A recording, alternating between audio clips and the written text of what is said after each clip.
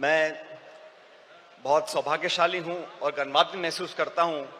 गर्व इस बात का कि जो प्रस्ताव न्याय पथ के नाम से कार्य समिति ने कल बनाया है वो आप सबके समक्ष हम लोग रख रहे हैं। And for those of our friends who don't speak Hindi, it will be available in English to all of you.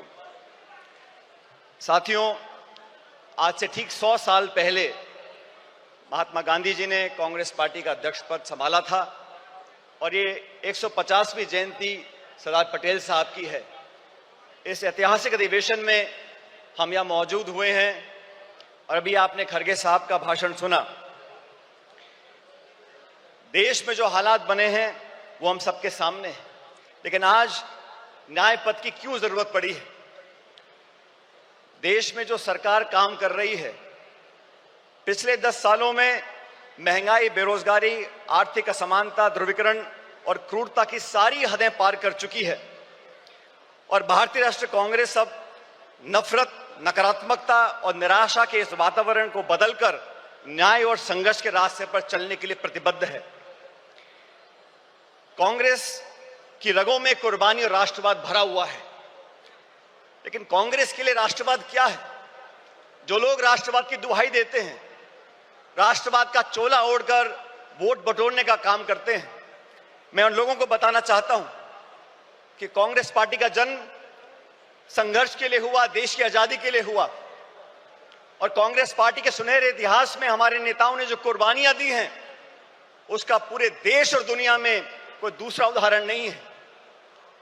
Congress party के नेताओं ने देश को अखंड रखने के लिए, चाहे इंदिरा गांधी जी हो, चाहे राजीव गांधी जी हो, चाहे सरदार बेअंत सिंह हो, उन्होंने अपने प्राण न्यौछावर किए, छातियों पे गोलियां खाई इस देश की अखंडता और समृद्धता को एक रखने के लिए। ये कांग्रेस का राष्ट्रवाद है। कांग्रेस का राष्ट्रवाद भारत को जोड़ने का है, भाजपा का राष्ट्रवाद समाज को तोड़ने का है। कांग्रेस का राष्ट्रवाद भारत की अनेकता को एकता में मिलाने का है और भाजपा का राष्ट्रवाद अनेकता को खत्म करने का है। सत्ता को हथियाने के लिए और बरकरार रखने के लिए धर्म, जाति, क्षेत्रवाद, भाषा, पहनावा और खान पान पर लोगों को बांटने के लिए जो राष्ट्रवाद की दुहाई देते हैं, उनको आईना दिखाने का अब समय आ चुका है। वो लोग जो कांग्रेस मुक्त बनाने की बात करते हैं, मैं याद दिलाना चाहता हूं आपको, राजीव गांधी जी प्रधानमंत्री बने थे तो कांग्रेस के पास 400 से ज्यादा सांसद थे। हमने कभी नहीं सुना राजीव जी को बोलते हुए कि विपक्ष मुक्त देश बनाना चाहते हैं या भाजपा मुक्त देश बनाना चाहते हैं। लेकिन घमंड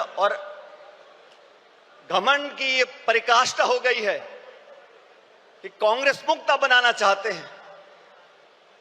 मैं उन सब विरोधी ताकतों को बताना चाहता हूं कि कांग्रेस की जड़ें देश में तो बहुत मजबूत हैं ही, लेकिन गुजरात में भी बहुत मजबूत हैं और 400 पार का नारा देने वालों को पिछले लोकसभा चुनाव में जनता ने आईना दिखा दिया और बैसाखियों पर लाके खड़ा कर दिया सरकार चलाने के लिए।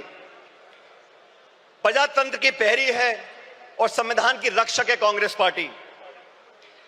1950 में जब संविधान लागू हुआ था, उससे पहले बाबा साहब अम्बेडकर ने खुद 25 नवंबर 1939 को संविधान सभा में कहा था कि कांग्रेस के बिना संविधान बनाना असंभव था। पिछले 75 सालों में कई सरकारें देश में आई, कांग्रेस की और गैर कांग्रेस की, लेकिन हर सरकार ने मूलतः संवैधानिक संस्थाओं को पोषित करने का काम किया, संवैधानिक संस्थाओं को संरक्षण देने का काम किया। लेकिन दुर्भाग्य से पिछले 10 साल से जो सरकार दिल्ली में बैठी है, उन्होंने जानबूझकर नीतिगत तरीके से सभी संवैधानिक संस्थाओं को जानबूझकर खोखला करने का काम किया है, उनकी पारदर्शिता को समाप्त करने का काम किया है। और ये आज की बात नहीं है। फरवरी 2000 में भाजपा की सरकार ने संविधान की समीक्षा के लिए एक आयोग बनाया और साजिशपूर्ण तरीके से खिलवाड़ करने की कोशिश करी, लेकिन राष्ट्रव्यापी विरोध किया कांग्रेस ने, पूरे देश के लोगों ने उनको अपने हाथ पीछे खींचने पड़े। और 2024 के लोकसभा चुनाव से पहले भाजपा नेताओं ने खूब कहा 400 पार करा दो और भाजपा के सांसदीय उम्मीदवारों ने कई बार नारा देकर अपनी दुर्भावनाओं को प्रकट किया कि कैसे वे संविधान के खिलवाड़ करना चाहते हैं। साथियों, भाषण देना अलग बात है, लेकिन सरकार के कामकाज को आप देखिए। 6 वर्ष पहले भाजपा सरकार ने सदन में कहा था कि जम्मू कश्मीर को पूर्ण दर्जा देंगे। सुप्रीम कोर्ट की कॉन्स्टिट्यूशनल बेंच ने आदेशित किया कि आप जम्मू कश्मीर को पूरा दर्जा दो राज्य का, आज तक नहीं दिया। मणिपुर में क्या घट रहा हम देख रहे हैं, गृह युद्ध के हालात बने हुए हैं, बलात्कार हो रहा है, लूटपाट हो रही है, महामारी बची है, लेकिन ना तो प्रधानमंत्री जी को वहां जाने का समय है, ना उनकी इच्छा है। वो लोग जो संविधान की बात करते हैं और अपनी कार्यप्रणाली से संवैधानिक संस्थाओं का दुरुपयोग कर कर अपने राजनीतिक प्रतिद्वंदियों को आरोपी बनाने का काम करते हैं, उनका पर्दाफाश करने का समय आ गया है। कांग्रेस पार्टी ने, राहुल गांधी जी ने, खड़गे साहब ने लोकसभा चुनाव से पहले इंडिया अलायंस का गठबंधन किया। देश के सामने जो चुनौतियां थी उसका सामना करने के लिए समान दृष्टिकोण रखने वाले दलों को साथ लेकर आए थे और भविष्य में भी भाजपा सरकार को चुनौती देने के लिए संसद के अंदर और संसद के बाहर समय पड़ने पर तमाम हमारे इंडिया अलायंस के गठबंधन के साथियों के साथ हम चर्चा कर आगे बढ़ने का काम करेंगे। मैं धन्यवाद देना चाहता हूं राहुल गांधी जी का। सामाजिक न्याय की लड़ाई लड़ने का अगर रास्ता किसी ने दिखाया है तो राहुल जी ने दिखाया है। 1951 में जब सुप्रीम कोर्ट ने देश में आरक्षण को खत्म कर दिया था तो पंडित नेहरू जी की कांग्रेस सरकार थी जब वो अध्यादेश लेकर आए और संविधान में हमेशा के लिए आरक्षण का रास्ता परस्त कर दिया था। वो राजीव जी ने, इंदिरा जी ने उस रास्ते को अपनाया और मुझे खुशी है कि आज खड़गे साहब और राहुल जी ने ये बीड़ा उठाया है कि सामाजिक न्याय दिलाने की जिम्मेदारी अपने कंधों पर ली है। देश में बैकलॉग है, SC, ST, OBC महिलाओं पर जो अत्याचार और हो रहे हैं, लगातार 13% की वृद्धि उसके अंदर हो रही है। देश का सद्भाव, सर्वधर्म समभाव, आज जो टकराव पैदा किया गया है, भाई को भाई से लड़ाने की जो एक साजिश रची जा रही है, उसके खिलाफ हम सब कांग्रेसजनों को साथ खड़ा होना होगा।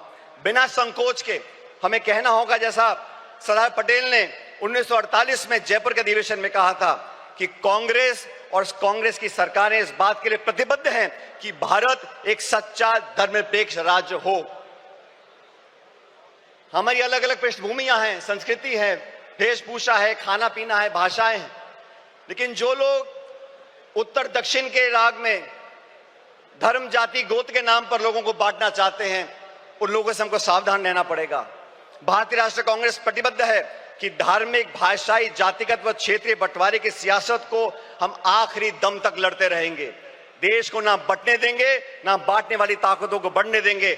हमारा वही नारा है, नफरत छोड़ो और भारत जोड़ो, जो नारा राहुल जी की यात्रा में हम सब लोगों ने बड़ी गुरजोर से कहा था। महिला अधिकार की बातें करते हैं, आदि आबादी और पूरा हक, ये कांग्रेस का संकल्प है। एनी बेसेंट से लेके सरोजिनी नायडू जी, नेली सेनगुप्ता जी, इंदिरा गांधी जी, सोनिया गांधी जी ने हमेशा महिलाओं के अधिकारों को पहली पंक्ति में लाने का काम किया है। पिछले एक दशक में महिला अत्याचार, शोषण, प्रताड़पन, अपराध इतने बढ़ गए हैं कि भारत मां की आत्मा पूर्णतः छलनी हो गई है। केंद्र की भाजपा सरकार के आदेश पर महिला पहलवान बेटियों को दिल्ली की सड़कों पर जो घसीटा गया, या मणिपुर में मां बहनों को सार्वजनिक तौर से निर्वस्त्र कर कर घुमाया गया, हाथरस से लेकर उन्नाव तक भारत मां के सीने पर ऐसे हजारों घाव हैं। आए दिन देश की बेटियों के बारे में भाजपा के मुख्यमंत्री, केंद्रीय मंत्री और उनसे संबंधित संस्थाएं जिस प्रकार उनके पहनावे, आचरण, चरित्र, बाहर जाने के समय उनकी स्वतंत्रता, खान पीन व निर्णय लेने की क्षमता को लेकर लगातार आपत्ति उठाते रहते हैं, उसका हमको विरोध करना पड़ेगा। ये वो सरकार है जो किसानों का विरोध करती है। मुझे फक्र है कि हम उस पार्टी के कार्यकर्ता हैं जिसने संकल्प लिया है कि हम लोग किसानों का MSP पर एक कानूनी अधिकार जनता को देंगे और 50% से ऊपर समर्थन मूल्य किसान को मिलेगा। श्वेत क्रांति, हरित क्रांति, मिनिमम सपोर्ट प्राइस, ये सब कांग्रेस की सोच का परिणाम रहा।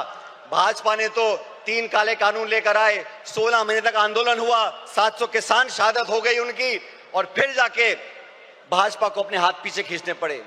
आप सबको याद होगा साथियों, जमीन अधिग्रहण को लेकर राहुल गांधी जी ने भट्टा परसौल में एक आंदोलन किया था, तब कानून बना लैंड एक्विजिशन एक्ट का। उस भट्टा परसौल के आंदोलन के बाद से तमाम चंद उद्योगपति और भाजपा की सरकार ने मिलकर राहुल जी की छवि को धूमिल करने का काम किया था, और आज तक वो इस काम में लगे हुए हैं, क्योंकि गरीब की, किसान की, मजदूर की, अपेक्षित की आवाज उठाने का काम राहुल जी करते हैं, कांग्रेस पार्टी करती है। आज इस अधिवेशन से, इस प्रस्ताव के माध्यम से हम एक बार फिर किसान के प्रति अपने समर्थन को रेखांकित करना चाहते हैं। अर्थव्यवस्था की हम बात करें 2 मिनट के लिए। मनमोहन सिंह जी की सरकार में 10 साल में 27 करोड़ लोगों को गरीबी रेखा से उठाया गया। 8% की जीडीपी ग्रोथ हुई। आज के जो हालात हैं, और कृपया करके गौर से सुनिए, इस देश के जो 1% सबसे अमीर लोग हैं, उनके पास देश की 40% संपत्ति है। 1% अमीर लोगों के पास 40% संपत्ति है, और जो निचले 50% लोग हैं, उनके पास मात्र 6.5% संपत्ति इस देश की है। हम लोग आज अधिवेशन मौजूद हैं, ये संकल्प लेके यहां से जाना पड़ेगा। कर्नाटका में हम लोगों ने संकल्प लिया कि 2025 संगठन का वर्ष होगा। साथियों, मैं चाहता हूं इस अधिवेशन की महक पूरे देश के हर गांव, हर ढाणी, हर कस्बे तक पहुंचे। जिस इच्छा शक्ति के साथ हम संघर्ष कर रहे हैं, जिस मजबूती से राहुल गांधी जी, मोदी जी और पूरी सरकार को चुनौती दे रहे हैं, उनके साथ कंधे से कंधा मिलाकर हम लोगों को राजनीतिक विजय प्राप्त करनी पड़ेगी। और राजनीतिक विजय प्राप्त करने के लिए संगठन को मजबूत करना बहुत जरूरी है। न्याय का संकल्प, संघर्ष का पथ। आज साथियों, हम एकजुट हो जाएं, पूरी दृढ़ इच्छा शक्ति के साथ न्याय का संकल्प करें, संघर्ष के पथ पर आगे बढ़ें। और आज इस बेहद कठिन दौर से हम गुजर रहे हैं, लेकिन हम सभी साथी कार्यकर्ता मजबूती से कांग्रेस की अपनी असीम संगठनात्मक क्षमता, दक्षता, कार्यकुशलता के आधार पर अधिक से अधिक विस्तार करें, और भारतवासियों के लिए न्याय के संघर्ष का संकल्प सरकार हम साकार करेंगे। ये संघर्ष रंग लाएगा और विजय दिलाएगा। मैं अंत में दिनकर साहब की कुछ पंक्तियों को परिभाषित कर आपके बीच रखना चाहता हूं। चले संघर्ष आठों याम तुमसे, चले संघर्ष आठों याम तुमसे, करेंगे अंत तक संग्राम तुमसे। हमारे न्याय की संकल्पना साकार होगी, कांग्रेस की फिर जय जयकार होगी। बहुत बहुत धन्यवाद। जय हिंद।